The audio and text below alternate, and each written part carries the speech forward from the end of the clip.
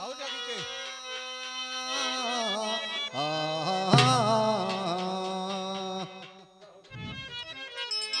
चाँद की रुपया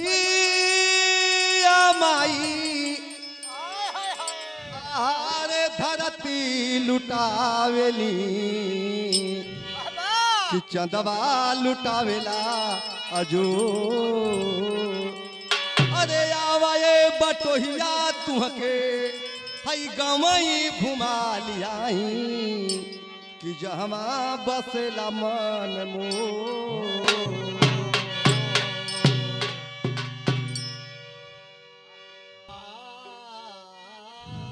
हुस्न बेनकाब होता है, सैकड़ों का हिसाब होता है। हुस्न बेनकाब होता है कि सैकड़ों का हिसाब होता है। कि यहाँ बेचू वहाँ बेचू जमी आसमां बेचू कि यहाँ बेचू वहाँ बेचू जमी आसमां बेचू और जवानी नगद सौदा है जहाँ चाहूँ वहाँ बेचू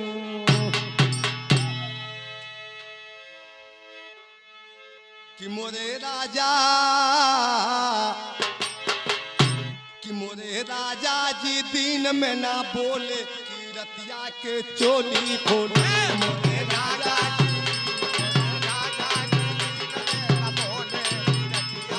राजा जी दिन में ना बोले कि रतिया के चोली खोले मोरे राजा जी दिन में ना बोले कि रतिया के चोली राजा जी दिन में ना बोले कि रतिया के चोली मोरे राजा जी दिन में ना बोले कि रतिया के चोली रतिया के पी पी के आवे मोरी पिट पिट के वैया जरा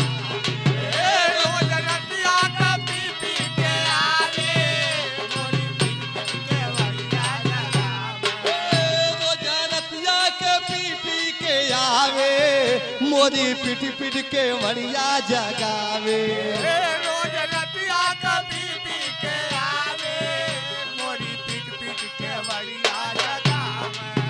पिया उठवा से उठवा सटावे कि रतिया के चोली खोले पिया उठवा से उठवा सटावे कि रतिया के चोली खोला। पिया उठवा से उठवा सटावे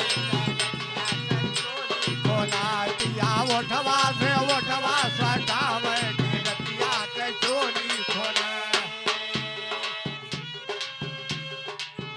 पिया उठवा से उठवा सटावे कि रतिया के चोली खोला पिया उठवा से उठवा सटावे कि रतिया के चोली खोला।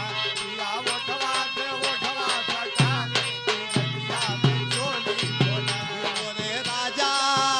मोरे राजा जी दिन में ना बोले कि रतिया के चोली खोले मोरे राजा जी दिन में न बोले कि रतिया के चोली खोला।